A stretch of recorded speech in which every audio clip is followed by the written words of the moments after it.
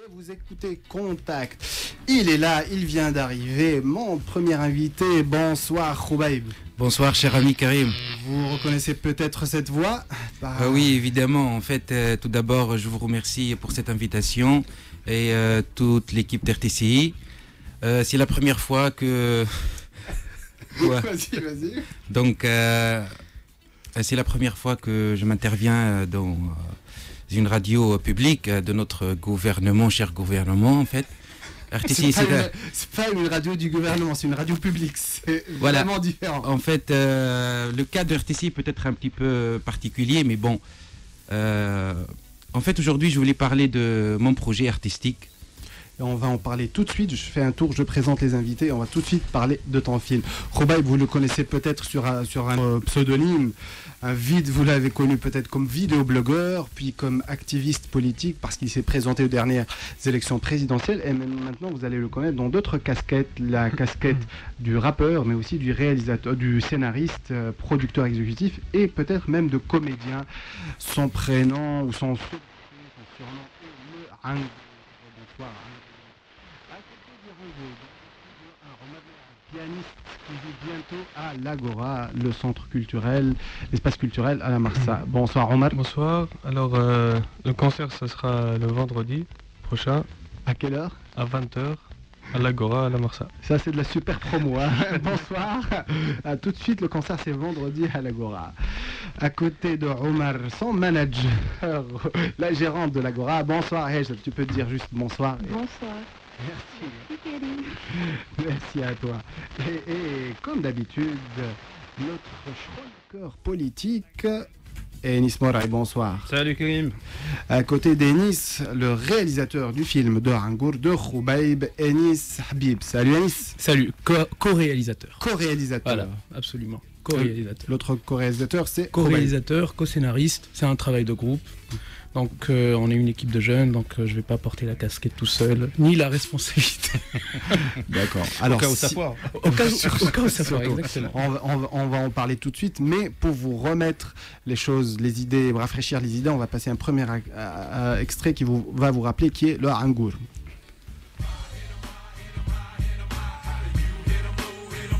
تو تجوا تنحوا لهم انتم ال 200,000 تجوا انتم تنحوهم عملتوا لهم بديل عطيتوهم حاجه دبرتوا لهم خدم بديتوا بالقصان الساعه خاطر اش فز عليك تنحي بال 200 دينار اش مدخلك انت نحي شهريتك برا نقص مش رد شهريتك انت 200 دينار علاش تنحيني في ال 200 دينار اخويا انا استاذ فرنساويه ما عادش خاتم استاذ يعني بطلت خلي 200 دينار تو نعيش بهم ندبر منها ومنها نعيش علاش تنحيني في ال 200 دينار شنو تخدمني انت تو ما تنحيش ال 200 دينار يا ولدي يهديك ربي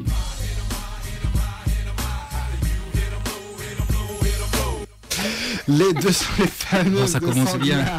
Les fameux 200 dinars. On se rappelle, c'était ta première revendication politique. Il y en a eu d'autres.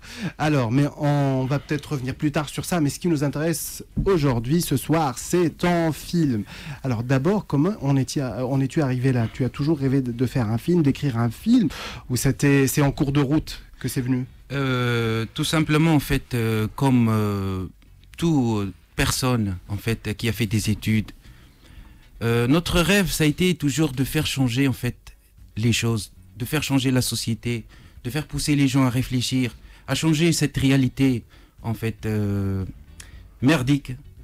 Et donc ça commence bien. Et donc, on va biper ça un coup. Donc voilà, en fait j'ai commencé à essayer d'écrire un petit roman à propos d'un jeune Tunisien étudiant. J'ai pas pu le publier parce que je peux pas le publier à titre d'auteur. En fait, j'ai pas d'argent. J'ai un ami français qui s'appelait Benoît. En plus, ils ont soustrait les 200 dinars. Bah oui. Hein donc ils ont diminué les 200 dinars. Hein diminué les 200 dinars. Oui. Qui est le gouvernement? Bah oui.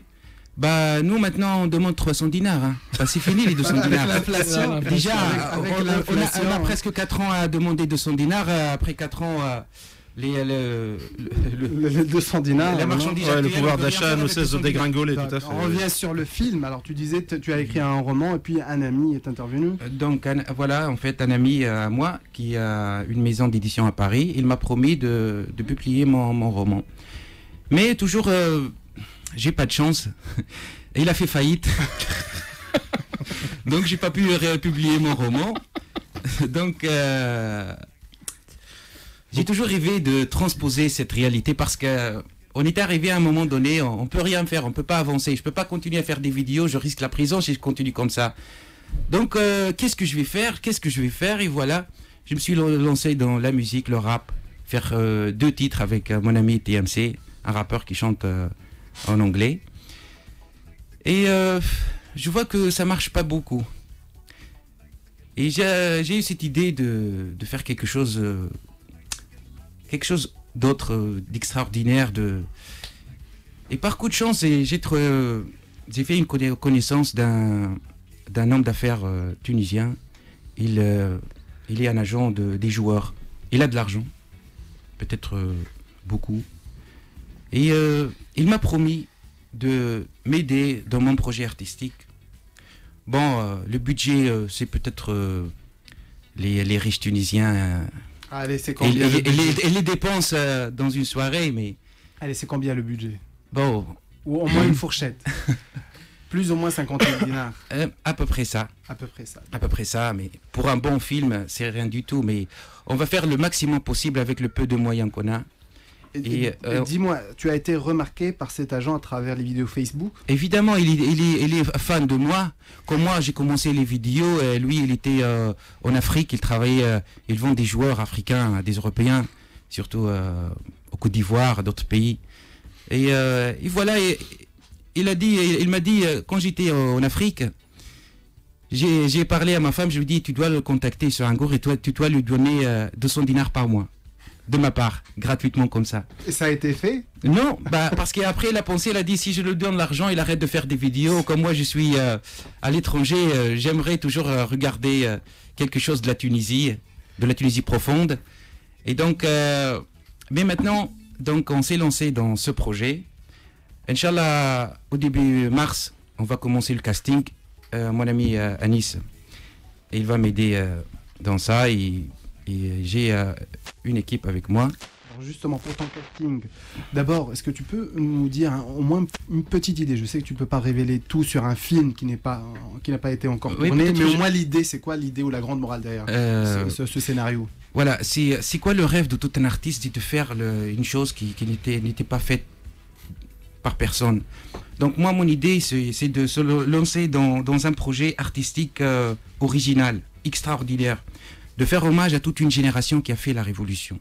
Cette génération des jeunes qui sont nés dans les années 70 et les années 80. Ces jeunes, qui sont ces jeunes? Aujourd'hui, on a même allé jusqu'à dire non, on n'a pas fait une révolution, c'était des émeutes. Ou même un coup d'État. Des émeutes, mais nom de Dieu, comment des émeutes qui ont pu aboutir à faire tomber un régime, à faire fuir un président? Pourquoi dire aujourd'hui que ce sont des émeutes?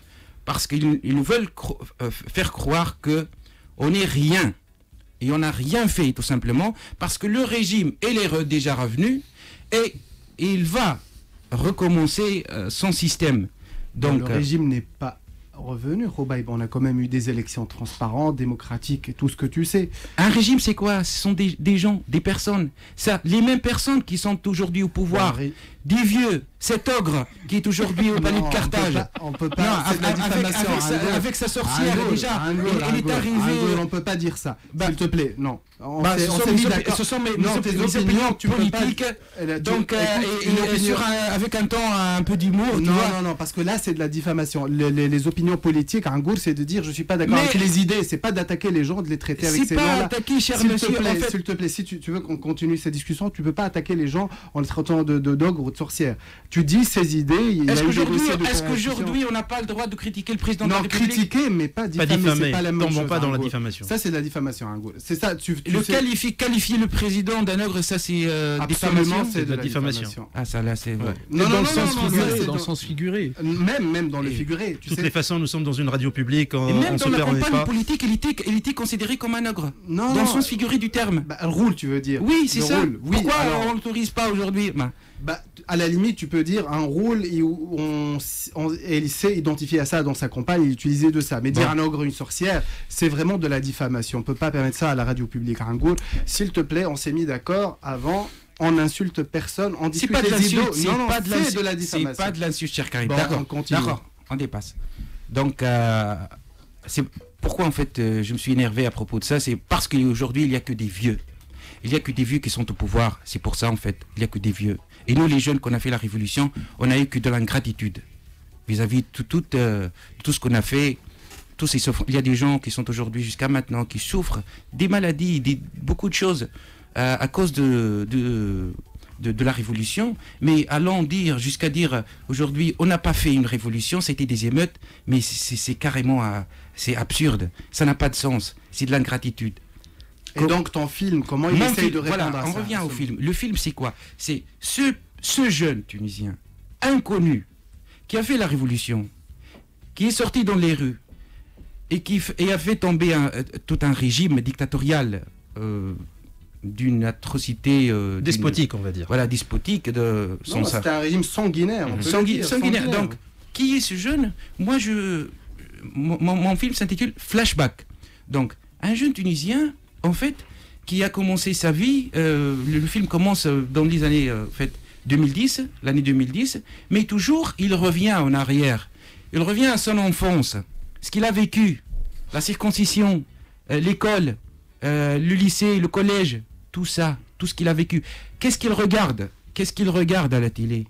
Quels sont les dessins, les bandes dessinées qu'on avait regardées avant, Belle et Sébastien et tout ça? Ça fait partie de la psychologie de ces jeunes. Ça fait partie de la construction de son identité, voilà, de l'identité. Donc tout ça, ça fait partie de mon film. Donc voilà, grosso modo, de quoi il s'agit le film. C'est-à-dire un vécu, le vécu donc du le vécu, personnage. en fait, c'est un flashback, voilà. La personne, chaque fois qu'il va au hammam par exemple, ou il reste tout seul dans le café, des souvenirs de son enfance, tout ça. Il se rappelle. Mais est-ce que c'est un petit peu autobiographique? Presque, bon, on peut dire un petit peu autobiographique parce que moi je considère que ce que j'ai vécu, jeune Tunisien qui a participé à cette révolution, c'est peut-être la même chose. C'est peut-être la même chose des autres. Peut-être moi j'ai fait un peu d'études dans l'université, d'autres non, mais on est tous pareils. Donc on est incompris par cette génération aujourd'hui qui a toujours le pouvoir. C'est un peu partout dans tous les pays, à part quelques pays scandinaves où les jeunes ont le pouvoir, mais il y a toujours... Le cas de la Tunisie est un cas particulier parce que la Tunisie, c'est le pays qui a commencé cette révolution, qui a fait réveiller tout ce monde. Pourquoi cette Tunisie? Pourquoi nous sommes différents des autres pays arabes, même si aujourd'hui... Je ne parle pas des pays arabes, là c'est autre chose, hein. Je parle même des pays qui ont une longue tradition démographique surtout, démocratique, comme la France aujourd'hui a une moyenne d'âge des députés de 52 ans, bien plus élevée que la nôtre, hein. La démocratie représentative électoraliste fait souvent que les personnes dans la cinquantaine ont des responsabilités politiques. On dit en politique on est jeune à 40 ans ou à 50 ans. C'est une réalité. Moi je suis avec toi, tu vois, pourquoi il n'y a pas de jeunes? Alors, on a des jeunes compétents et surtout, tu l'avais dit dans une vidéo une fois, ce qui s'est passé avec la génération Bourguiba, c'est qu'ils étaient jeunes à l'époque, en 56, en 58. Les ministres avaient moins de 30 ans. Ouais, il y avait un ou deux ministres qui avaient plus de 30 ans. Bourguiba lui-même avait 51 ans. Filel, il avait 23 ans à l'époque, lorsqu'il était à la tête du ministère de l'Agriculture, par exemple. Oui, ou Nouira, je pense, à la justice, il avait, ou non, Misteri, à la justice, avait 28 ans. Tu te rends compte, à 28 ans, il était ministre de la Justice. Aujourd'hui, ils ont plus que le double de cet âge-là. Oui, je comprends. Ton cri du cœur, là, et le film. Et comment ça s'est fait, votre rencontre, en fait, avec ton co-réalisateur? Anis, il peut vous parler de ça. Alors oui, en fait, Angoul et moi, on vient pas du tout du même milieu. Donc on est vraiment très très différents. Qu'est-ce que ça veut dire, ça? Vous voulez pas On vient pas du tout du même milieu. Lui, il habite à Mohamedie. Moi, je suis un enfant de Le Manar et de Mutuelleville. Donc c'est pas du tout le même cadre, quoi. On n'a pas fréquenté les mêmes personnes. On n'a pas fréquenté les mêmes cafés. On n'a pas fréquenté les mêmes hammams. Voilà, donc la stigmatisation. Non, pas du tout, pas du tout. Non, c'est intéressant de voir comment s'est fait cette rencontre. Donc c'est vraiment un contraste très très intéressant. Moi, moi, au début, quand je l'ai rencontré, on m'avait envoyé une vidéo de lui. Donc, moi, on me connaît pour mes opinions un tout petit peu radicales. Donc, on m'a envoyé une vidéo de lui. On m'a dit, voilà, tiens, ça va t'intéresser, ça va te faire rire. Moi, au début, j'ai rigolé, j'ai regardé les vidéos pour quelques petits gros mots par-ci par-là, rien de grave. J'ai bien rigolé au début. Après un certain moment, après 2 minutes, 3 minutes, enfin c'est vraiment sa petite touche personnelle. Hein. Il a commencé à parler de choses très intéressantes, de souveraineté nationale, de souveraineté alimentaire, de souveraineté économique, souveraineté diplomatique, politique. Donc et là je me suis dit, ce mec il raconte exactement la même chose que moi, mais avec son propre langage.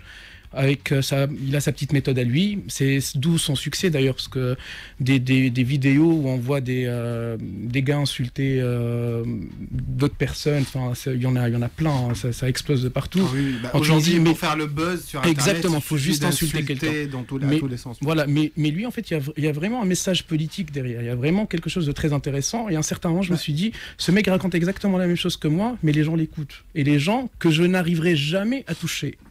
Jamais, parce qu'ils m'écouteront pas, moi, un petit bourgeois qui raconte des trucs, qui a un langage, un français très soutenu. C'est pas du tout ce qu'intéresse les jeunes. Mais lui, il arrive à intéresser beaucoup de jeunes. J'ai regardé sa page, il avait 5000 amis, je sais pas quoi. Enfin, des vidéos de 200 000 vues, 300 000 vues. C'était extraordinaire. Alors je me suis dit, je vais le contacter. Au début, à l'époque, je tiens encore une petite revue, une petite revue de presse sur Internet qui s'appelle le National Panthéon. Je lui ai dit, est-ce que tu peux me faire la pub, etc. Bon, lui, il m'a snobé au début. Faut dire les choses comme elles sont. Après, tout à fait, Anis, parce que en fait, ce que vous faites ne m'intéresse pas beaucoup. C'est pas le même monde comme vous dites. Voilà, mais après. Ça mérite d'être clair. Non, mais après, je me suis dit, il faut vraiment que je fasse des choses avec ce gars. Je l'ai contacté. Comment vous en êtes arrivé à l'idée du film? Voilà, ça vient. Ça vient. En fait, moi, j'y suis pour rien pour le film. Mais ça va venir, en fait. Et là, après, je l'ai appelé. Non, mais ça va venir. On est à la radio. D'accord, j'ai contacté, on s'est rencontrés le soir. Il m'a dit, ok, on se voit, on a pris un café. Et on s'est vu de temps en temps. Il y a une vraie amitié qui est née entre nous. On est très très proches, même si il y a un contraste très très clair entre nos deux personnalités. Et après, très récemment, je suis rentré d'Alger, j'ai une petite affaire personnelle, je suis rentré d'Alger, j'ai dépassé la douane, j'ai rallumé mon téléphone, et là tout de suite mon téléphone sonne, c'est un gour. Je décroche, il me dit salut Enis, qu'est-ce que tu fais de beau, etc. J'ai vu que tu étais à Alger, etc. On va faire un film. Ah, on va faire un film. Je dis mais moi j'ai jamais fait de film. Il m'a dit moi non plus. Et c'est ce qui va faire la puissance du truc. Et puis voilà, on s'est rencontrés, on a discuté, on a échangé les idées. Moi, j'ai mes idées politiques, lui, il a les siennes. Enfin, on a nos deux visions vraiment très polarisées concernant la dite révolution. Enfin, moi, je l'appelle la dite révolution. Donc, attends, pour un gour, c'est la révolution pour toi? C'est la dite révolution. Pour moi, ce ne sont pas des émeutes, c'est un coup d'État. C'est un coup d'État. Enfin, j'ai mon propre avis là-dessus. C'est que vous soyez vraiment... Exactement. Vraiment chacun dans une direction par rapport à la révolution. Quand je parle de contraste, c'est vraiment un contraste. Hein. D'accord. Moi et Nice, on arrive à s'entendre parce qu'en fait, à long terme, peut-être on a la même chose. Mais on n'a pas la même analyse des faits. Parce que, évidemment, peut-être Anis, il n'a pas participé à la révolution. C'est pour ça qu'il a dit ça. Non, mais c'est vrai, j'étais en France. Il était en France, lui. Mais moi, je travaille dans un centre d'appel de Titit. Et voilà, donc j'ai participé. La révolution, moi déjà, j'ai commencé dans mon travail parce que j'ai voulu créer une section syndicale au sein du centre d'appel. Et c'était quelque chose de nouveau en Tunisie. Il n'existe aucune section syndicale à ce temps-là. Et donc, c'est moi qui a commencé cette affaire. Et donc, j'étais licencié à cause de ça, de mon travail. Donc, c'est déjà... Vous voyez que la personne qui... C'était déjà un risque de vouloir monter voilà, c'est toujours une section syndicale. Toujours, je voulais changer les choses. Parce que finalement, moi, j'avais un prof universitaire qui nous a dit, après, peut-être vous n'allez pas trouver un travail, mais je transmets du savoir que moi, je vous ai donné, en fait, vous pouvez l'utiliser autrement. Vous essayez de changer la réalité, la vie. Et c'est ça, en fait... Justement, il y a un extrait de toi que j'ai relevé sur une de tes vidéos. que je trouvais extraordinaire, celui qui parle du vide. Celui qui parle du vide. On va l'écouter tout de suite. L'horreur du vide, on doit évidemment combler le vide. Et pour combler le vide, في تونس المعنقرة لازمك تكون بليد. Et pour être blide, il faut être intelligent.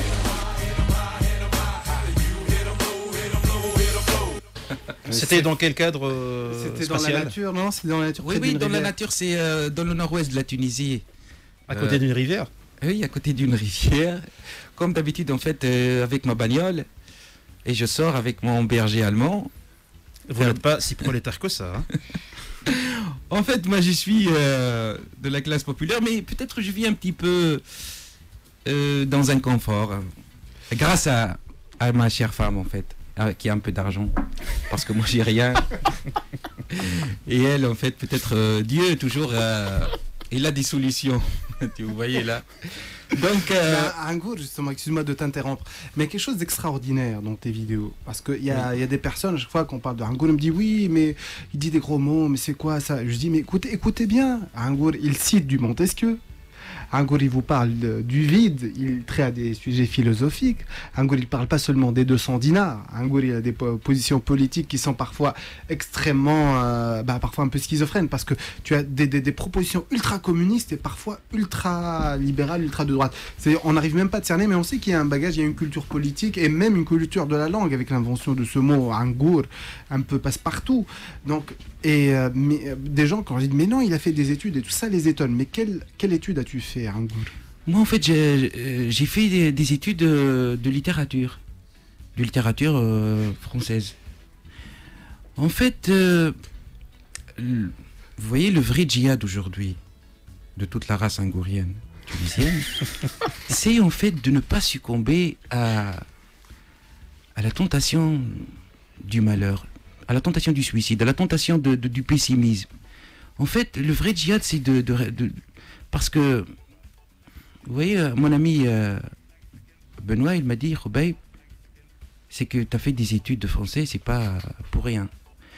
Donc, mais les années passent et on ne trouve rien. Après, on dit pourquoi on a fait des études, pourquoi.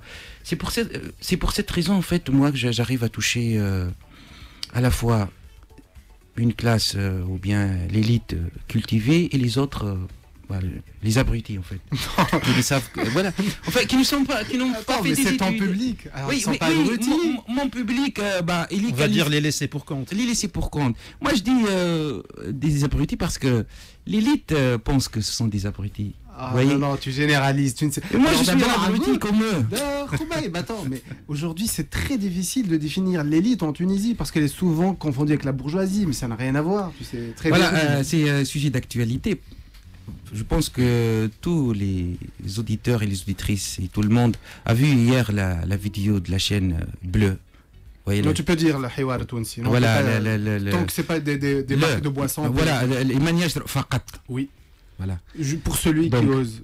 C'est l'émission de Samir Louefi. Samir Louefi, par exemple. On commence pas à parler Mais lui, il m'attaque. Pourquoi moi j'ai Non, pas... parce Bon. que justement. Bon, toi- je vais dire, c'est une personnalité publique. Donc, on parle d'une personne que tout le monde le connaît.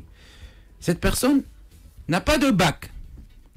Il c'est arrive. pas grave. Hein. Oui, c'est Tu pas sais, grave. Einstein n'avait pas son bac non plus. Bon, Einstein a tout volé à Poincaré aussi. Hein. Bon, on va pas rentrer dans ce débat. Voilà, donc. Mais il arrive à faire Une audience, une une énorme audience et ce que les autres journalistes. D'ailleurs, hier, il a fait le record. Il a fait 73% Le record. d'audience. C'est en audience cumulée. C'est un record selon audimat.tn.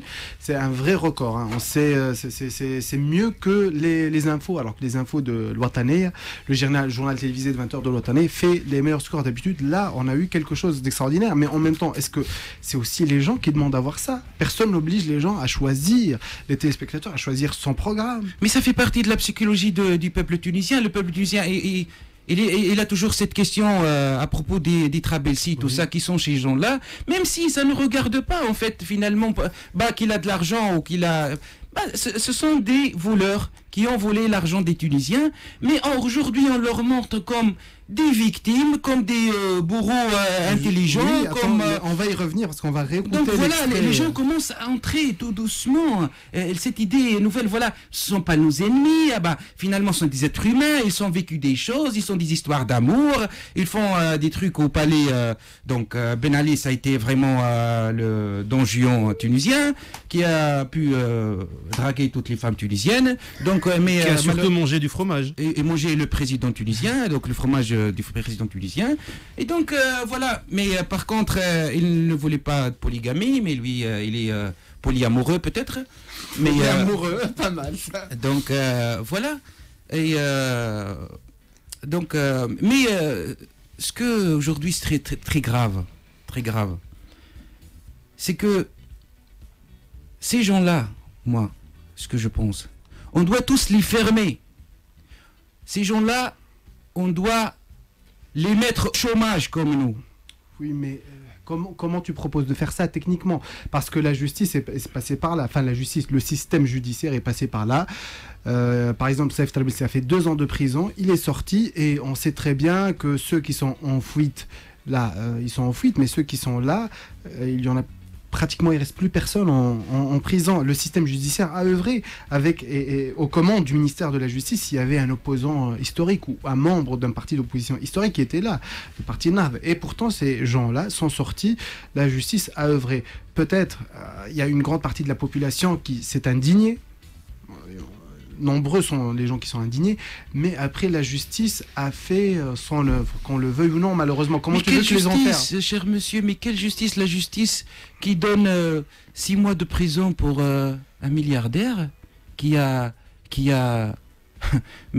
pris tout l'argent des Tunisiens, mais moi pour fumer Un joint, tu peux le dire. un joint, une clope, je risque 1 an de prison. Lui, il est milliardaire. Il peut faire des champs de cannabis, lui, avec son argent. 6 mois de prison, mais quelle justice, cher monsieur.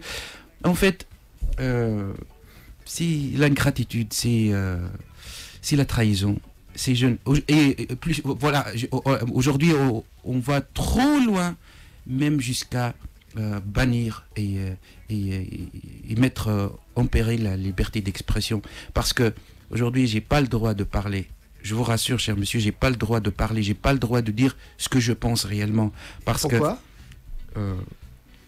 Sujet d'actualité, c'est le Bech. Oui. Il a juste s'amusé avec une Kalachnikov, mais copie, voilà, pour les gamins, c'est pas vrai.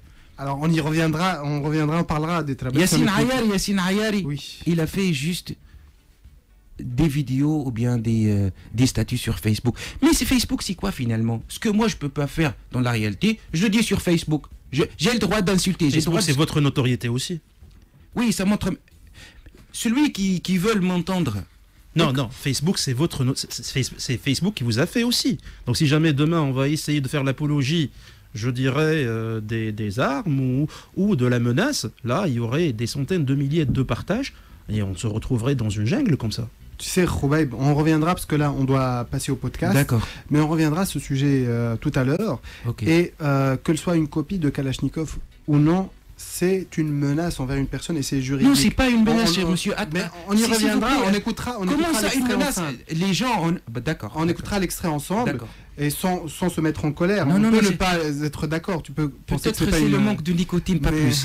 D'accord. Alors on va faire la pause nicotine et on revient juste après le podcast et les infos. Et vous écoutez Contact.